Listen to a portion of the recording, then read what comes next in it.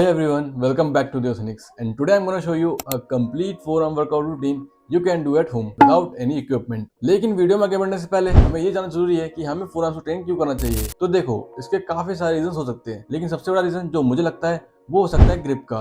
अब देखो यार, अब कोई भी एक्सरसाइज करते हो जैसे कि पुलअप्स, डेडलिफ्ट, इन सब में आपको अपने रिस्ट को स्ट्रॉन्ग करना होता है, जिसके लिए आपको अपने फोरआर्म्स को बिल्ड करना होगा। और अगर आपका फोरआर्म स्ट्रॉन्ग होगा तभी ये सब चीजें कर पाओगे, और अगर नहीं है तो आप ये सब चीजें नहीं कर पाओगे। दूसरा रीजन जो हो सकता है वो है ये आपके फिजिक को कंप्लीट करता है। अब मान लो आपने काफी सारी एक्सरसाइज करके अपने डिफरेंट बॉडी पार्ट को बिल्ड कर लिया है, लेकिन जब तक आपने फोरआर्म्स को बिल्ड नहीं करोगे तब तक आपका फिजिक इनकम्प्लीट रहता है। अगर आपको स्ट्रॉन्ग दिखना है तो आपको अपने फोरआर्म मसल को बिल्ड करना होता है, इसके बिना आप वीक और स्किनी दिखते हो।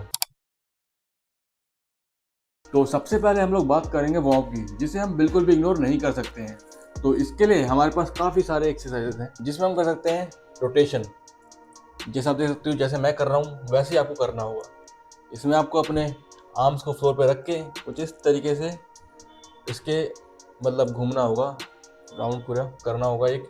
उसके बाद वापस से रिवर्स इसके सर्कल बनाओ एक, सेम इसी को आपको सर्कल बनाते रहना है। इसके अलावा हम ये वाला रोटेशन भी कर सकते हैं। ये रोटेशन भी काफ़ी हेल्प करता है। इसमें आपको अपने हाथ को ढीला छोड़ दो, आगे का मतलब लूज छोड़ दो, और ना नीचे से बस घुमाते रहो स्पीड में। और अभी इसको रिवर्स भी करना है। उसके बाद हमारे पास है एक रिस्ट एक्सटेंशन, ठीक है। जैसे आप यहाँ पे कुछ सेकंड के लिए होल्ड रखना पड़ेगा। फिर है रिस्ट फ्लेक्शन, जैसे यहाँ पे आपको मतलब होल्ड रखना पड़ता है, और इसी का उल्टा कर दो, इसको भी हम एक्सटेंशन कहते हैं, जिसको यहाँ पे आपको होल्ड रखना होता है। सेम चीज़ आपको अपने दूसरे हैंड के साथ भी करना है, दूसरे रिस्ट के साथ भी करना है।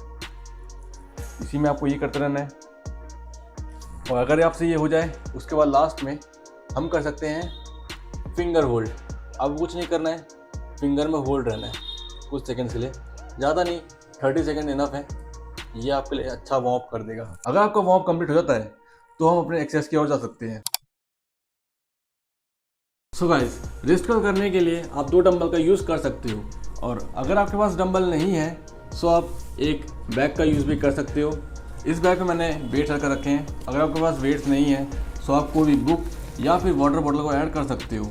तो इसको करने के लिए आपको अपने पाम में कुछ इस तरीके से बैग को अटकाना है, और सेम आपको जैसे रिस्ट कर्ल करते हो उसी को आपको ऊपर करना है विद कंट्रोल रेप्स के साथ। और एकदम स्लो जितना करोगे ना, यह आपके लिए उतना इफेक्टिव होगा। और सेम चीज़ आपको अपने राइट यानी कि लेफ़्ट जो भी कह लो, उसके साथ आपको करना होगा सेम चीज़।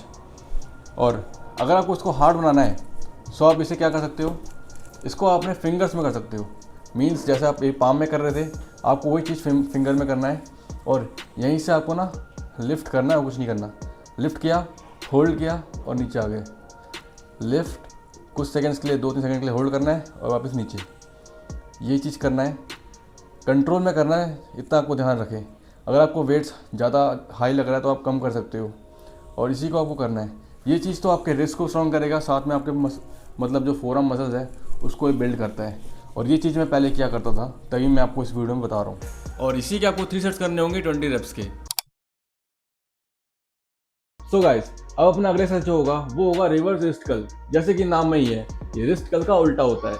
मतलब पहले हम रिस्ट कर्ल कुछ इस तरीके से करते थे, और इसको अब हम ऐसे करेंगे। तो उसका पहले आप एंगल देख लो कि इसका एंगल कुछ इस तरीके का बनता है। और ट्रस्ट मी, ये एक्सरसाइज काफ़ी ज़्यादा इफेक्टिव है। ये आपको फोरआर्म्स को मतलब यहाँ से काफ़ी ज़्यादा बिल्ड कर देगा। तो इसको करने का मेन सिंपल क्या ही है, इसमें आपको कंट्रोल रेप्स करने होते हैं। तो एक अच्छी खासी कोई हाइट ले लो, उसके बाद आप इसमें कुछ इस तरीके से अप जाओगे, फिर नीचे आओगे, अप जाओगे और नीचे आओगे। जब भी आप नीचे आओगे तो आपको एकदम स्मूथ और कंट्रोल में आना है। उसी के बाद आपको बस लिफ्ट करना है। इसमें मैं आपको स्टार्टिंग में कहूँगा कि आप इसका पहले लाइट वेट रखें, क्योंकि ये एक्सरसाइज आपके रिस्ट को इंजर्ड भी कर सकता है अगर आपने हैवी वेट के संग से करोगे तो स्टार्टिंग में आप ज़्यादा से ज़्यादा 3-4 किलो के संग करो, धीरे धीरे अपना वेट ऐड करो, फिर 5 से 10 किलो जाओ, और आप बाद में कर सकते हो जितना हैवी आपको करना है। और इसी एक्सरसाइज के आपको 3 सेट्स करने होंगे 15 to 18 रेप्स के।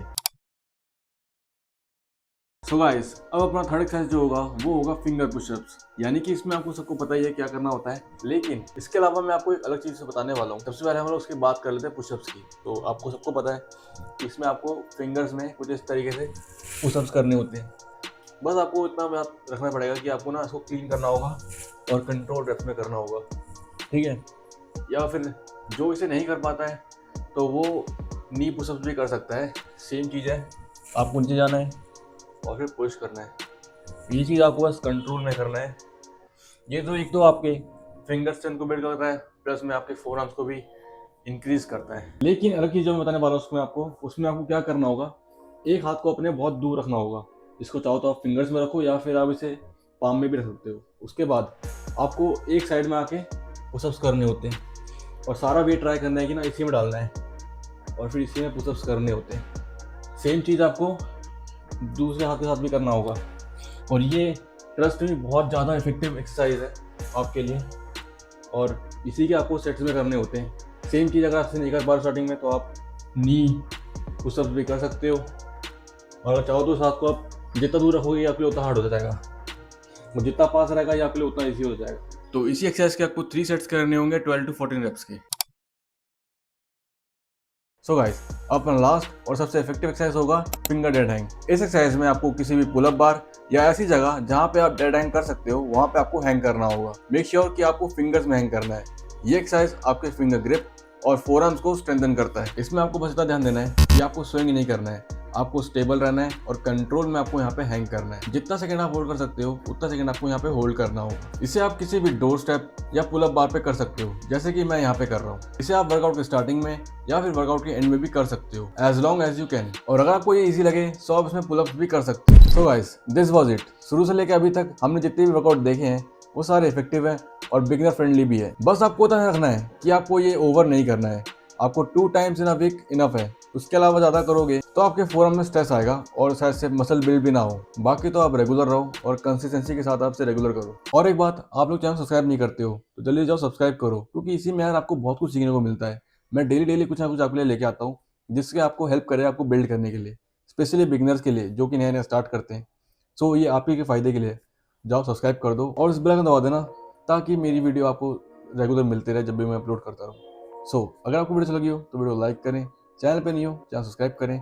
मैं मिलता हूँ बहुत जल्द ऐसी नई वीडियो के साथ, तब तक के लिए बाय बाय।